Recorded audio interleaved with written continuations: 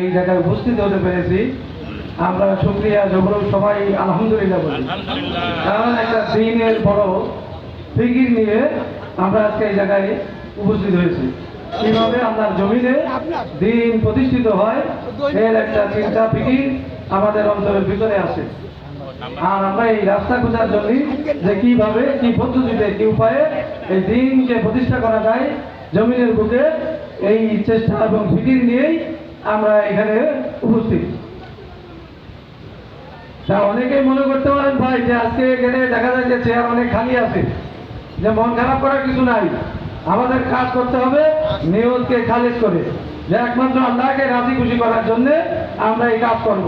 দুনিয়াবি কোনো উদ্দেশ্য, দুনিয়ার কোনো স্বার্থ আমরা কিছু পাই আর নাই পাই, আমরা এই ফয়সালা এই ফায়দা নেব একমাত্র আল্লাহর কাছ থেকে। এই নিয়তকে পরিষ্কার করে যদি আমরা কাজ করি তো ইনশাআল্লাহ এই জমিনে দিন প্রতিষ্ঠা করার জন্য কোনো হাতিয়ার কোনো অস্ত্র কিছুর দরকার হবে না।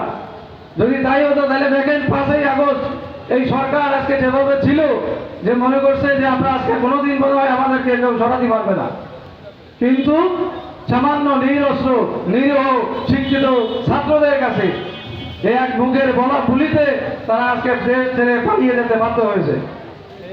আর আমরা এমন এক রবের কথা বলি যে রবের সৃষ্টির সমস্ত কিছু, তাহলে সেই রবের কত ক্ষমতা, সে যদি চায় আর আমাদের মনের চিন্তা চেতনা যদি সঠিক থাকে তো আশা করি এই দিন এই জমিনে ইনশাআল্লাহ প্রতিষ্ঠিত হবে। তো আমার সকলের কাছে একটাই অনুরোধ থাকবে যে আমরা এই নিয়তটাকে খালেজ করে দিনকে ঠিক করে আমরা এই দাওয়াতের কাজ করে যাই, ইনশাআল্লাহ এর সুফল আমরা ইনশাআল্লাহ একদিন দেখতে পাবো। তা সবাই আমার জন্য দোয়া করবেন, আমিও আপনাদের জন্য দোয়া করি যাতে দিনের জন্য মরণের আগ পর্যন্ত এই পথে থাকতে পারি এবং কাজ করতে পারি। আসসালামু আলাইকুম ওয়া রাহমাতুল্লাহ।